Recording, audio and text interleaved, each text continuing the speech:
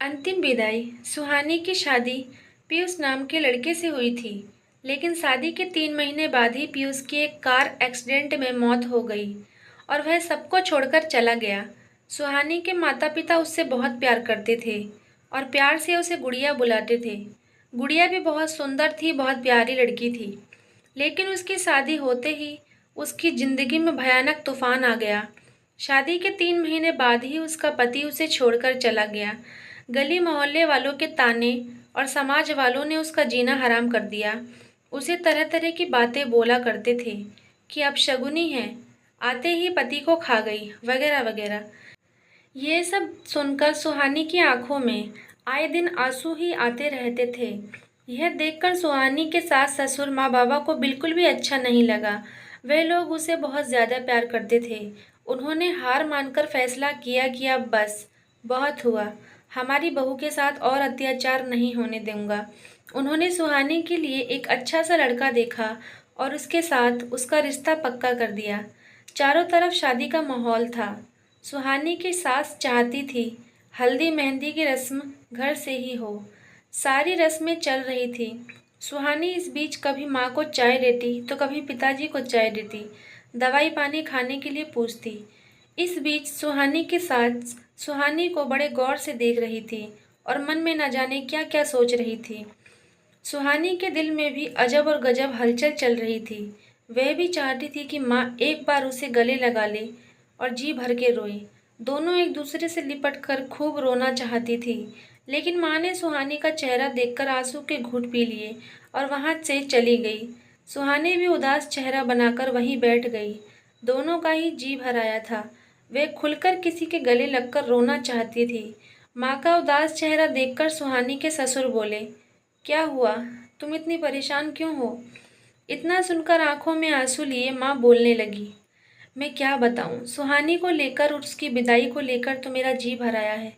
दिल करता है दिल खोल कर रोऊं, लेकिन मुझे खुद के आंसू भी छुपाने पड़ रहे हैं। अगर हम कमज़ोर हुए तो वह भी टूट जाएगी, इसलिए उसे टूटने से रोकना होगा। उस बेचारी ने इतनी छोटी सी उम्र में न जाने क्या क्या सह लिया, समाज वालों के ताने और भी बहुत सी चीज़। अब बस मैं ये चाहती हूँ कि हमारी सुहानी जल्दी से शादी करके दोबारा से घर से चली जाए। वह हमारी बेटी है, उसे हमने बहू से ज़्यादा बेटी माना है और उसकी विदाई हम करेंगे। हम नहीं चाहते कि ज़िंदगी की हर खुशी से वह वंचित रहे। आज उसे देखकर मुझे इतना रोना आ रहा है। आज तो वह हमारे साथ है, क्या पता कल कहाँ हो। मैं जी भर कर उसे गले लगाकर रोना चाहती हूँ, लेकिन अगर मैं रोई तो वह टूट जाएगी।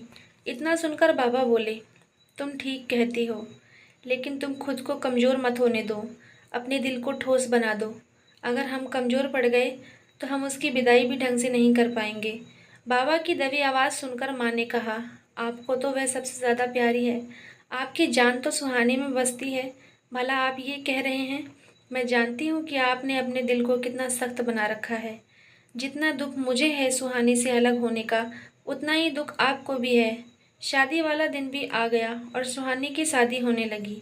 जब वो तैयार हो रही थी तो अपने पति पीयूष की फोटो को हाथ में पकड़े रो रही थी। यह देखकर माँ का दिल टूट गया और उसकी आंखों में भर भर के आंसू आ गए। आंसू को देखकर बाबा ने कहा, तुम रोती क्यों हो? हम सुहानी को समझाएंगे, बेचारी के साथ बहुत गलत हुआ। हमारे घर में हंसते खेलते चेहरों की गूंज हुआ करती थी। उसकी चूड़ियों की खनकर और पायल की छमछम से इस घर में रौनक रहती थी। लेकिन अब यह घर वीरान सा लगने लगा है। अब ये उसकी सिसकियों से उभर आया है। माँ बाबा दोनों सुहानी के पास गए और उसे समझाने की कोशिश करने लगे। उन्होंने जैसे ही सुहानी की विदाई के बारे में बात की तो सुहानी के हाथों से फोटो फ्रेम पलंग पर ही गिर गया और उसकी आंखों में आंसू आ गए। माँ से रहा न गया तो उसने सुहानी को कसकर गले से लगा लिया और जी भर कर रोने लगी। सुहानी भी फूट फूट कर माँ के गले से लगकर रो रही थी। सुहानी की शादी हो गई और विदाई होने लगी। एक बार फिर से सुहानी के माँ बाबा उसके गले लगकर रो रहे थे। सुहानी ने अपनी माँ से कहा, मम्मी, मैंने कभी सोचा नहीं था कि मुझे ऐसे दिन से भी गुजरना होगा। जिस घर में मेरी डोली आई और जिस घर में मैं डोली से उतरी, वहीं से मेरी डोली उठेगी। इतना सुनकर माँ और रोने लगी और बाबा ने दोनों को चुप करवाते हुए खुद को सख्त दिखाते हुए उन दोनों को संभाला। सुहानी की विदाई हो गई। तो दोस्तों, आपको कहानी कैसी लगी? कमेंट करके ज़रूर बताएं। मिलते हैं नई कहानी के साथ।